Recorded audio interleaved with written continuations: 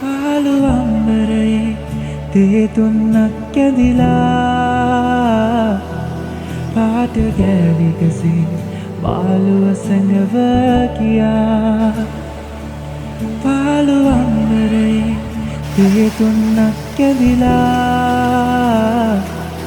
පාට ගෑවිකසේ පාළුව සැඟව කියා සීතලෙන් මිරිකි උදාවුණු මේ අරුණේ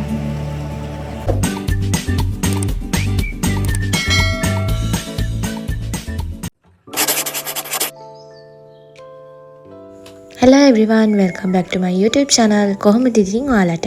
සතුටින් පරිස්සමින් ඉන්නව නේද? ගාල්ල ගිය ට්‍රිප් එකේ අන්තිම vlog එකත් මම අරගෙන ආවා. මුලින්ම සමා වෙන්න ඕනි. මේ vlog එක ටිකක් පරක් වුණාට අරගෙන එන්න. මොකද මට එඩිට් කරන්න ටික කාලයක් ගියා මේක. ඉතින් ජංගල් බීච් ගියාට පස්සේ අපි අන්තිමටම හිතේ තියාගත්ත කොහවත් යන්නේ ගෙදර යනවා කියලා. බලපිටියේ කිට්ටුවේදී අපිට මතක් වුණා අපි දෙන්නගෙන් බකට් ලිස්ට් එකේ තිබිච්ච තැනක්. එතනට යන්න තිබුණොත් හොඳයි කියලා. ආපු ගා මෙන්න මේ වගේ තමයි රට ගාලා තියෙන්නේ. ඊට පස්සේ මෙතන අයින දිගේ තියෙන තාප්ප දිගෙන් යන්න තියෙනවා. අපි අද යන ප්ලේස් එකට. ගොඩාක් මේ දවස්වල වයිරල් යන ප්ලේස් එකක් තමයි මේ TikTok එකේ, YouTube එකේ, ඒ වගේම Facebook එකේ දකින තැන. මේ බීච් එක ටිකක් ප්‍රසිද්ධයි.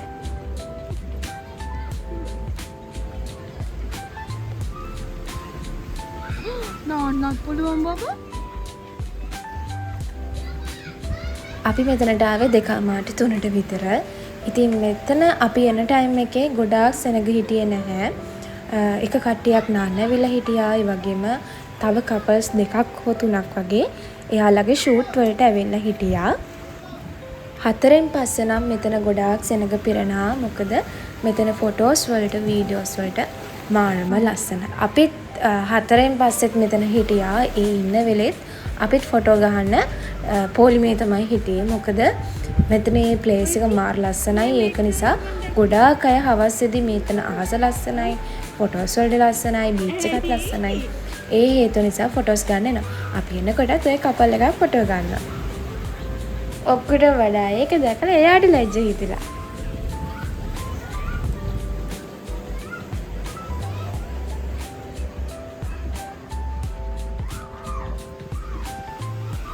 ඒ කපල් එක ඇවිල්ලා හස්බන්ඩ්ගෙන් ෆොටෝස් දෙක තුනක් කරලා ඉල්ලුවා. ඉතින් ඒ අතරතුර මම ගියා මේ පැත්ත කොච්චර ලස්සනද කියලා බලන්න මෙතනින් එහා පැත්ත. මේ තැන දකිද්දි නම් ඔයාලා දැන්ටමත් දන්නවා ඇති අපි අද කොහේ බීච් එකටද ඇවිල්ලා තියෙන්නේ. ඔව් අද බලපිටියේ තියෙන ඔරුවැල්ල බීච් එකට තමයි අපි ඇවිල්ලා තියෙන්නේ. ඔයාලා බලපිටියේ ටවුන් එකට ඇවිල්ලා එතන ඉඳන් මැප් එක දාගෙන යන්න පුළුවන්. මීටර් 200 300ක් වගේ තමයි ඇතුළට යන්න තියෙන්නේ. හරිම ලස්සන බීච් එකක්. ඔයාලට හවසට යාළුවෙක් එක්ක සෙට් වෙන්න උනත් මෙතන පුළුවන්. පොඩි හට් එකක් එහෙම එහා පැත්තේ තියෙනවා. මෙතන සමහර දවස්වලට වතුර වැඩි කියනවත් එක්ක සමහරක් දවස්වලට වතුර අඩුයි කියනවා. කොහොම හරි අපි ආපු දවසේ නම් වතුර සාමාන්‍ය විදිහට තිබුණේ. ඒක වෙන්නේ නැති මේ අයත් නාන්න කරන්න ඇත්තේ. ඔයාලා යනවා නම් ඒක චුට්ටක් බලලා කරලා යන්න. මොකද නානවා නම් ඒවා පොඩ්ඩක් පරිස්සමට බලලා ඒවා කරන්න. ඒතර අපි ගිය දවසේ වතුර පොඩ්ඩයි තිබුණේ. දැන් යම් මෙතනින් එහා පැත්තේ මොනවාද තියෙන්නේ කියලා බලන්න.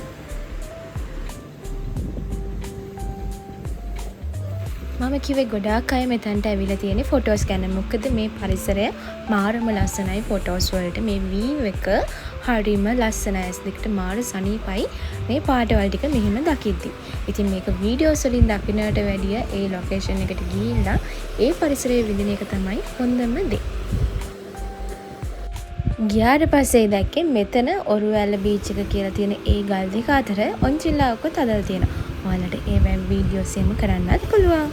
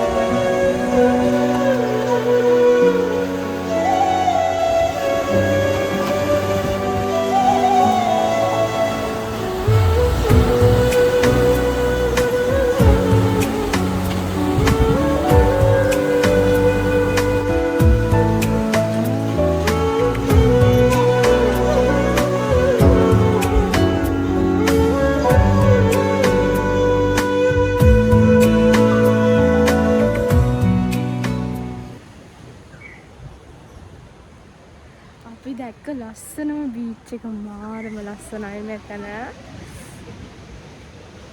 නේ නේද?